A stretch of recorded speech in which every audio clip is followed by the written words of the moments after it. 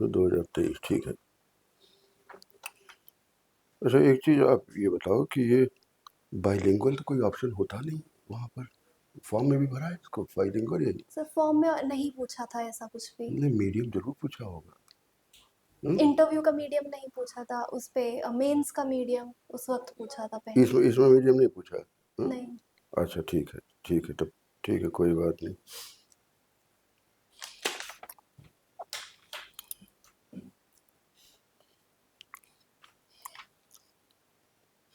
हम्म। अच्छा आप बताओ, why do you want to join civil services? Sir जब से मैं छोटी थी तब से मेरी इस तरफ रुचि रही है। नहीं नहीं, हम जब जब अंग्रेजी में बोले तो अंग्रेजी में जवाब दो। Okay sir. और सर हिंदी में तो हिंदी में। Sir, this has been my area of interest since I was a child. So now this is like working for making my dream come true. देखो, the civil services will offer me a better career, better and assured future, and this will give me an opportunity to interact with the people, because it is in the normal routine of the civil servant to interact with the people. By interacting with them, I will come across their problems and will try to solve that. Okay, sir. और ये उसमें cross questioning अगर मान लो कि भाई try to illustrate the term dream, जैसे कहा ना, कुछ हर तरह के बोर्ड होते हैं वहाँ पर, तो उसमें एकदम बिल्कुल सटीक आंसर देना है कि this will offer me a better and assured future, and it is in the normal routine of the civil servants to interact with the people. By interacting with the people, I will come across their problems and will try to solve them. Okay, sir. So what do you mean by better and assured future? ये भी कि the stability factor is very important. In private sectors and others, during COVID period, many senior persons were removed for no rhyme or reason. So I will be free from that sad eventuality. इस तरह से done है ना? हाँ, इस तरह से जवाब देना है। अच्छा एनीवे, ये अलीगढ़ से, जी नहीं सर। दिल्ली यूनिवर्सिटी, एक दिल्ली। हाँ अच्छा, यू हैव बीन, अच्छा हाँ, आप ये जो है ये पॉलिटिकल साइंस के स्टूडेंट रहे हो, ठीक है। आप जरा नारी वंदन अधिनियम के बारे में बताओ तो। सर नारी वंदन अधिनियम जो लाया गया है उसका मकसद ये है कि सारे जो विमेन हैं उनको पार्लियामेंट में और स्टेट लेजिस्लेटिव असेंबलीज में रिजर्वेशन प्रोवाइड किया जाएगा 33%।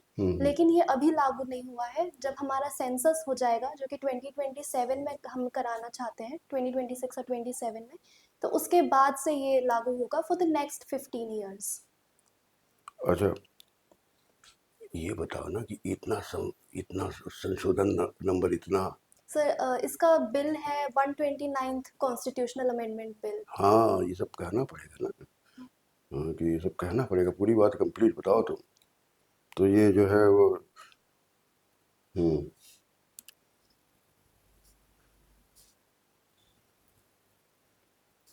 इधर विगत 6 महीनों में तमाम कुछ नए अधिनियम लाए गए हैं, उनमें से कुछ बताइए तो। सर अभी अभी कुछ अधिनियम लाए गए हैं, जैसे कि विकसित भारत संस्थान अधिनियम।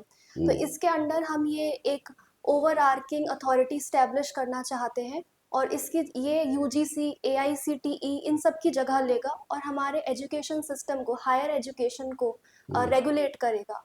और इसके अंदर हम अपने एजुकेशन सिस्टम को एनईपी के अकॉर्डिंग और भी ज़्यादा इम्प्रूव करने की कोशिश करेंगे, जैसे कि प्रोफेसर्स ऑफ प्रैक्टिस और 6 मंथ्स की कंपलसरी इंटर्नशिप के थ्रू हमारे एजुकेशन को इंडस्ट्री के अकॉर्डिंग शेप करने की कोशिश की जाएगी। ठीक है, अच्छा ठीक है। अभी अभी अभी कुछ दिनों पहले जो है वो ये वी राम जी जो है वो एक्ट लाया गया, तो ये इसकी खास विशेषताएं बताइए आप।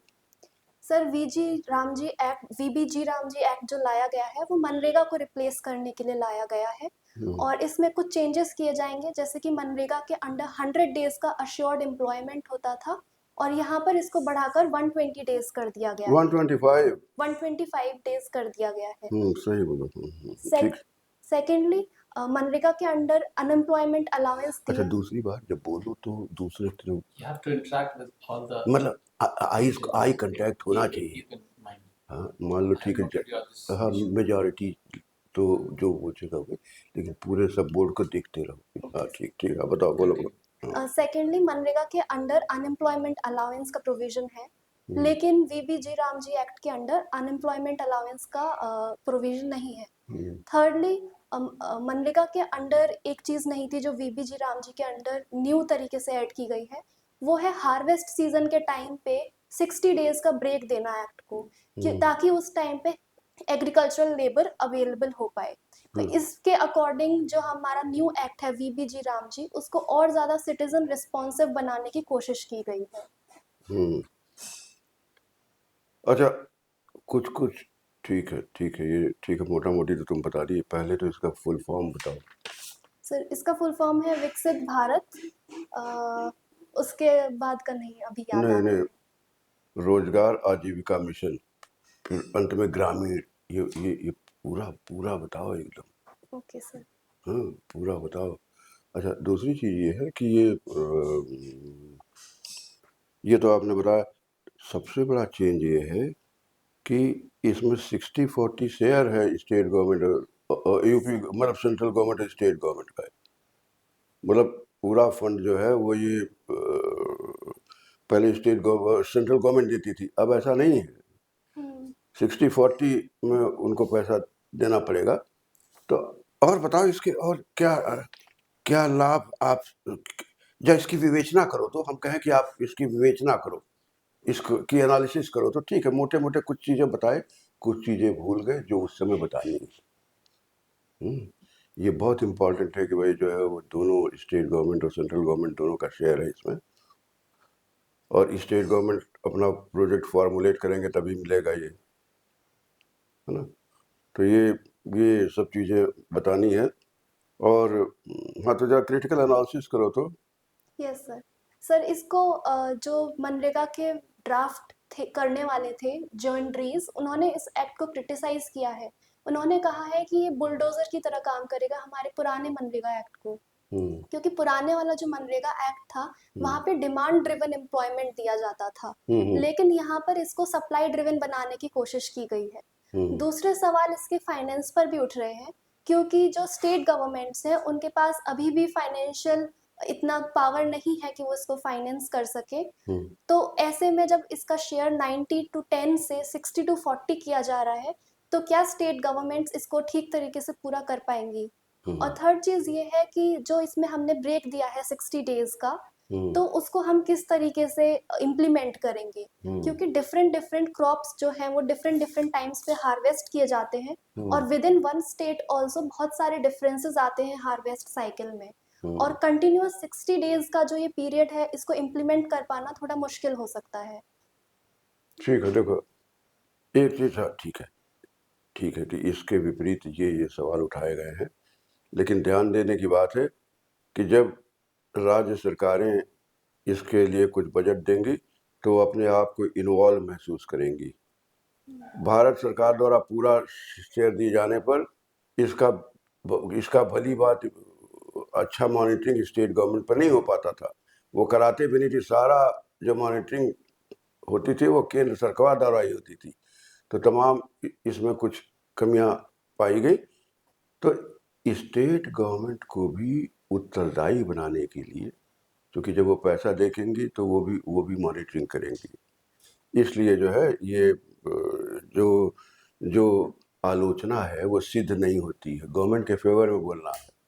ठीक है, ये बिंदु उठाए गए हैं, परंतु ये जो है ये राज्य सरकारें, एक तो उनके ऊपर बाध्यता रहेगी कि जो प्रोजेक्ट वो बनाएंगी उसको इम्प्लीमेंट करने की भी कोशिश करेंगी, साथ ही साथ वो मॉनिटरिंग या अनुश्रवण का भी दायित्व संभालेंगी, क्योंकि उसका पैसा लगा हुआ है। इसलिए केंद्र सरकार पर जो पूरा अनुश्रवण या मॉनिटरिंग का दायित्व था वो कम हो जाएगा, और डिसेंट्रलाइज्ड प्लानिंग से ही हम विकसित भारत बना सकेंगे। उस दिशा में अच्छा कदम है, लाइक दिस, ओके सर। है ना? ये पूछा जाएगा तो इस तरह से जवाब देना। तुम बात समझ गए ना तुम? जी सर। अच्छा अच्छा, एक आध और अधिनियम बताओ। एक आध इम्पोर्टेंट, ठीक है वो भी अधिनियम बता, लेकिन एक आध और इम्पोर्टेंट अधिनियम बताओ तो। जी सर, अभी शांति बिल को भी लाया गया है, जिसके थ्रू न्यूक्लियर सेक्टर में हमने प्राइवेटाइजेशन के स्टार्टिंग की है, और इसके तहत हमने 49% फॉरेन इन्वेस्टमेंट को भी अलाउ किया है। पहले जो सिविल न्यूक्लियर लायबिलिटीज एक्ट था, उसकी वजह से हम यूएस के साथ और रशिया के साथ एग्रीमेंट साइन होने के बाद भी न्यूक्लियर सेक्टर में एडवांसमेंट नहीं कर पा रहे थे, क्योंकि सप्लायर्स की लायबिलिटी होती थी किसी भी न्यूक्लियर डिजास्टर के केस में। लेकिन अब इस लायबिलिटी को लिमिट कर दिया गया है, और इसकी वजह से अब फॉरेन डायरेक्ट इन्वेस्टमेंट आ पाएगा इस सेक्टर में, और जो हमारा न्यूक्लियर एनर्जी का अभी तक टोटल हिस्सा था, टोटल एनर्जी जनरेशन में, जो कि सिर्फ 3% था, हम उसको अब और ज़्यादा बढ़ा पाएंगे। और जो हमारे गोल्स हैं, पंच अमृत गोल्स हैं, जिसके अंडर हमें 500 गीगावाट्स ऑफ रिन्यूएबल एनर्जी को अचीव करना है 2030 तक, हम उसको इसके थ्रू अचीव कर पाएंगे। ठीक है ठीक है। अच्छा, एक जो है वो, इसको हिंदी बोलो तो कुछ अच्छे शब्द बोलो ना। इस लिमिट नहीं, सीमित रख पाएंगे। या तो अंग्रेजी बोलो, तो जो अगर बोलो जो भी वो पावरफुल लगे कि आप बिल्कुल डिस्टिंग्विश्ड हो। बात समझ रहे हो कि नहीं हमारी? जी हाँ सर। हाँ। अच्छा ठीक है। अभी